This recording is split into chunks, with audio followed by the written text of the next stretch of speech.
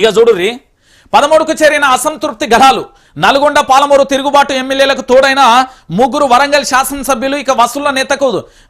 ఏంది 30% మంత్రిగా నామకరణం మీడియా ముందు ఇదే పేరు విలువాల నిర్ణయం ఆయన మంత్రిగా ఉన్నంత కాలం పేసీలో అడుగు పెట్టమని అంటూ వరంగల్ ఎమ్మెల్యేల శపథం కాంగ్రెస్ పార్టీ కీలక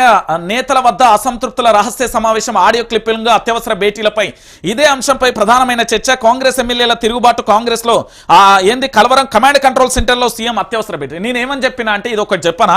ఆ మంత్రి అట 30% కమిషన్ ఇవ్వమంటున్నాడు కాంగ్రెస్ పార్టీ మంత్రి కాంగ్రెస్ పార్టీ ఎమ్మెల్యేలను 30% ఇవ్వమంటున్నారట ఈ ఆడియో క్లిప్లు వీడియో క్లిప్లు మరి ఇంటెలిజెన్స్ ఇవన్నీ దొరకబడుతుందో లేదో తెలియదు కానీ ఎవలా మంత్రి ముఖ్యమంత్రి గారు పొంగులేటి శ్రీనివాసరెడ్డి రెవెన్యూ శాఖ మంత్రి ఎవరు గాయన్నే మరి ఎవరు చేస్తున్నారు గాయన్నే చేస్తున్నాడా క్వశ్చన్ మార్క్ ఇది మేము అంటలేము ఈ పార్టీ నుంచి వచ్చిన 16 మంది అడుగుతున్నారు తెలంగాణలో పూర్తి స్థాయిలో రణమై కనమై కదలడానికి మీ వాళ్ళే పోరు చేస్తున్నారు మీ వాళ్ళు రారిగా వీళ్ళందరూ పార్టీ మారరు అలానే కాంగ్రెస్తో ఉండరు ఒంటరిగా ఉండడానికి సిద్ధపడ్డారట నేను చెప్తున్నా గదే అయిపోయింది ఉప ఎన్నికలు అయితే ఫిక్స్ అయిపోయినాయి ఇక చూడ్రి నా సావుకు కారణం రేవంత్ రెడ్డి తన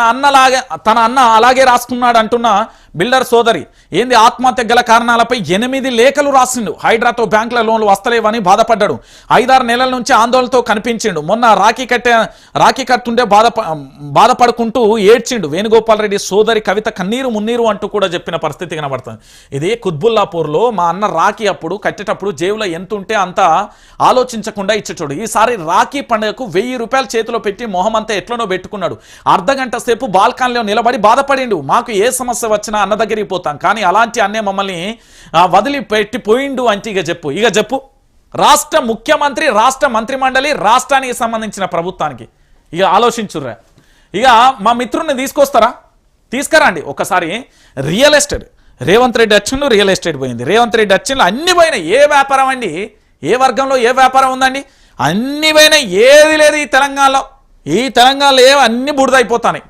పరిపాలన రాదే అడ్మినిస్ట్రేషన్ రాదే ఏది రాదే ఏం కథ ఇగో గిట్ల అయిపోయింది తెలంగాణ ఇక దీనితో పాటుగా ఇంకొక అంశాన్ని కూడా